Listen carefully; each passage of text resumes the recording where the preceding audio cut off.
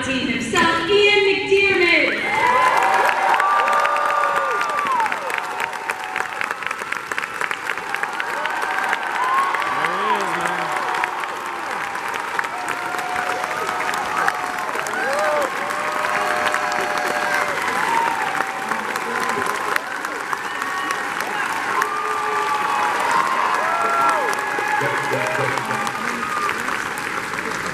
Good afternoon, everybody. I'm sorry about this. I'm cutting back on electricity. Well, you know what? It's good to conserve. Good to see you. That energy. Thanks for joining us. Great to be here. It's a delight to have you here. And you know, I think the last time you were at a Star Wars celebration was about 10 years ago. I think you're right, yeah. Yeah. So what do you find, enjoyable and meaningful about coming back to these celebrations and interacting with fans? Well, it's these guys, It's you are the point of it all. And it's great for me because, as you know, I do a bit of theatre work, and Star Wars is terrific. But I really like being in front of an audience because, it's a two-way process, and anything can go wrong. And a few things could go right, and every now and again, as you just proved, you can laugh. And that's it, like we all need to laugh, and we all need more joy.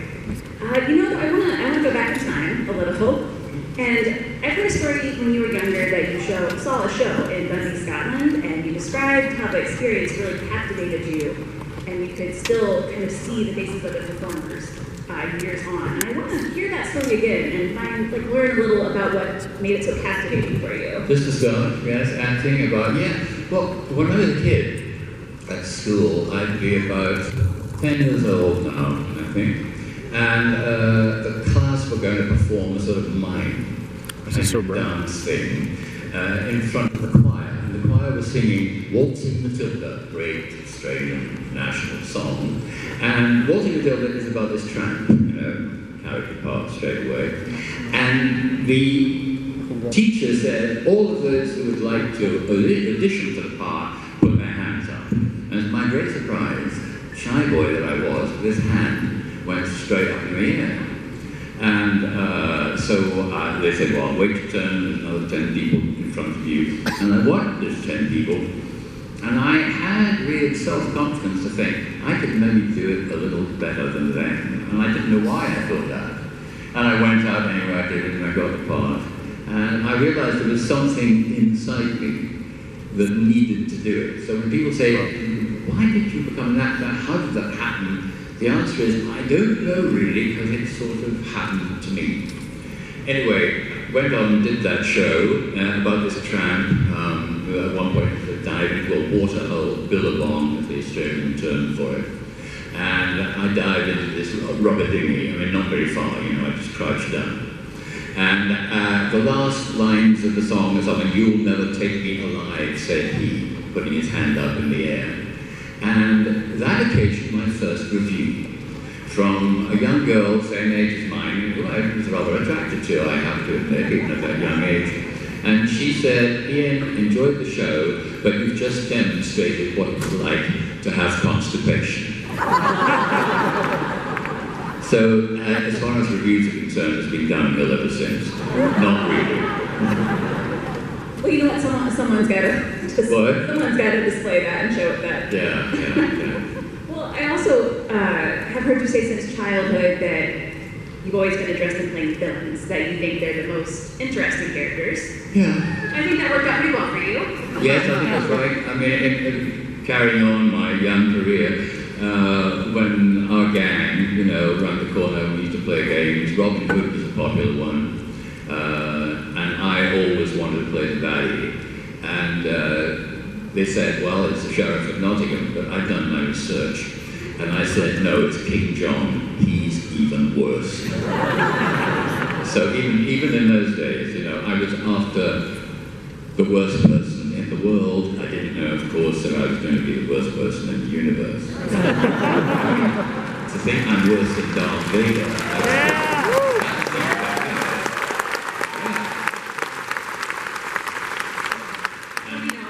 We are here to celebrate Star Wars, if you've heard that.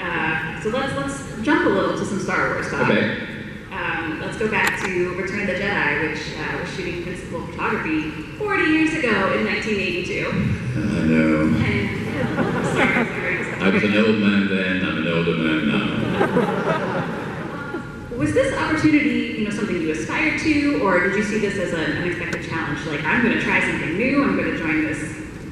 Well, I met George Karski because I could, at 37, believe it or not, I guess, be convincing as a very old person. And the casting director, the great Mary Selby, had seen me in a play, playing the aged Howard Hughes, well, a creation of Howard Hughes. It was called Henry Hackamore, in the great Sam Shepard's play, Seduced. And it was in a studio theatre, much smaller than this. And so I guess she said to George, this guy, he's relatively young, 37, who's probably going to be convincing as this old person, 120. So that's why I got the interview, and George took Mary's word for it, so that's why I got the part. So it was a very unusual and sort of stimulating occasion, and then I still think this actually. I mean, I woke up then one morning and thought, my God, I'm in Star Wars. And I still do that on a regular basis, actually. And now I'm in all of those films. Not as many as Anthony Daniels, where... I can't believe he's not shouting that out. He must be here somewhere.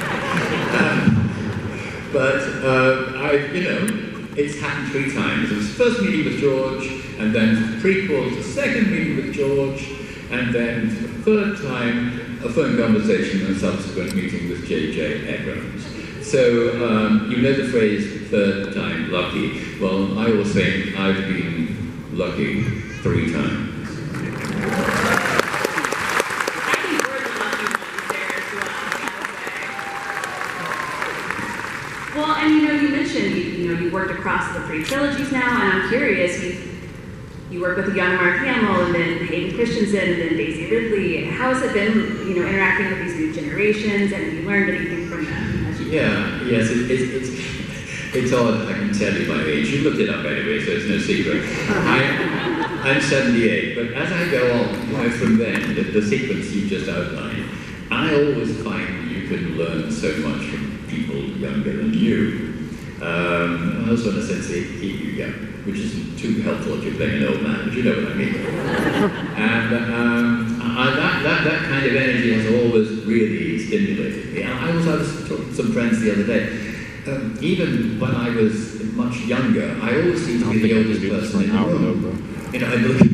I was usually playing older parts, all of my age, and I look around and everyone was a bit younger than me. So I've always grown up, not so much with my peers, but with people younger than me, and it hasn't done me any harm at all. Yeah.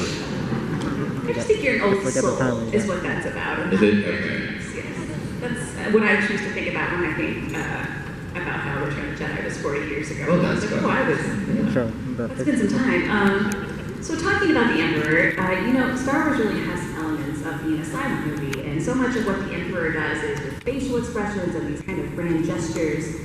What was it like finding that character through these subtle but really powerful ways? Yeah, I suppose I had a big advantage in that makeup, and when I was up the part, I didn't know what it was, and then my agent leafed through his files in a desultory and said, he's called the Emperor of the Universe. I thought, well, that's what we're doing it then. And that had a sort of strange stunning effect on me. And I think probably when I first got into the room with a mirror, and Nick Duckman, the great makeup artist who went on to do the Harry Potter series and all sorts, and he slowly put his stuff on